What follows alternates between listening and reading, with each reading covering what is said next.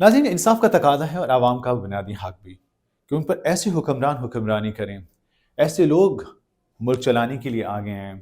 आवाम को ऐसे लोगों का इंतखाब करना चाहिए जो बासलाहियत हों, भरपूर सलाहियत के हामिल हों और आवाम को जिस भंवर में वो धंसते चले जा रहे हैं उसे निकालने के काबिल भी हों।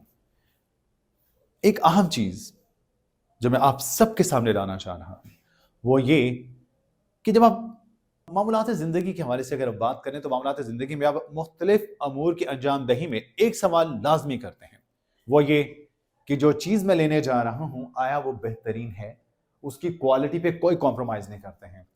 मिसाल के तौर पे आप करियाना की दुकान पे जाते हैं, आप चीनी लेते हैं, चावल लेते हैं, दाल लेते हैं, आटा लेते हैं, आप 100 सवाल करते हैं। आप ये पूछते हैं क्या ये आटा अच्छा होगा?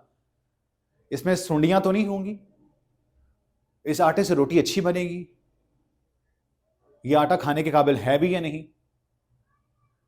इसके साथ आप दालें लें, चावल लें, दीगर चीज़ें लें, आप उनकी खरीदारी में 100 सवाल करते हैं। आप एक बाइक लेने चले जाते हैं, आप उसकी माइलेज के ऊपर एक सवाल उठाते हैं। आप ये कहते हैं कि माइलेज क्या बेहतर रहेगी? क्या इसका रीसेल होगा? किस तरह से चलेगा?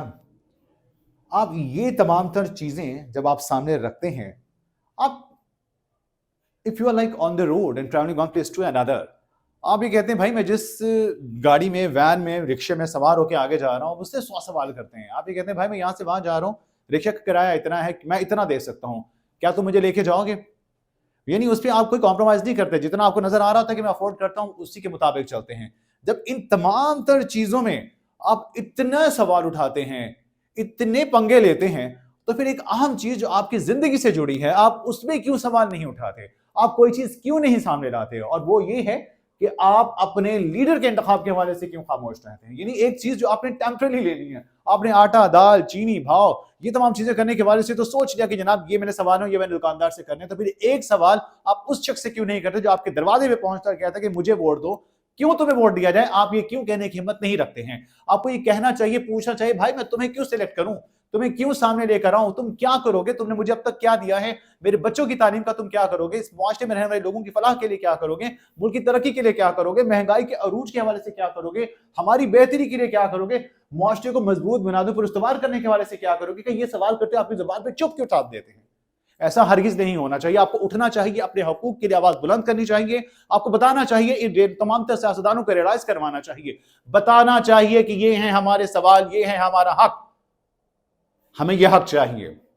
जब आप खुद बोलेंगे तभी ये उठेंगे, और एक बार आप खुद दब कर बैठ गए तो यकीन मानिए आप कभी ना उठ पाएंगे।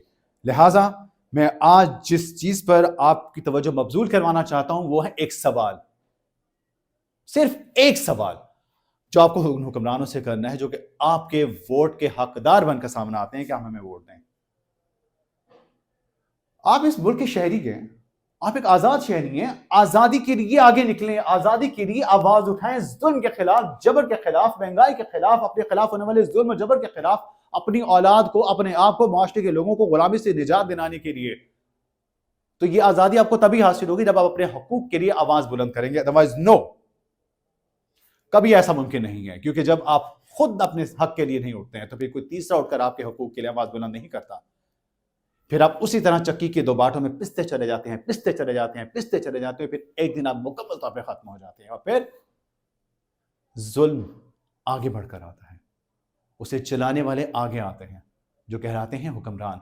आज मेरे इस तमाम तर सूरत हाल में आपको जगाने का मकसद ये था जो कि आप ख्वाब खरगोश में मसरूफ है, मजे ले रहे हैं उस नींद के, जिससे आप जब बेदार होंगे तो बहुत कुछ हो चुका होगा, फिर पानी सर से गुजर चुका होगा।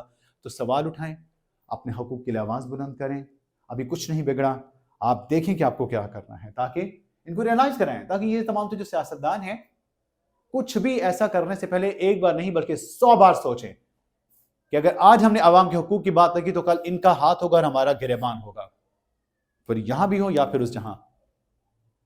यहां अगर ये आवाम के तो वहां खुदा को जवाब देंगे। झिझोड़ के रख दें इनके जमीर को और अपने हकूक के लिए आवाज बुलंद करना सीखें।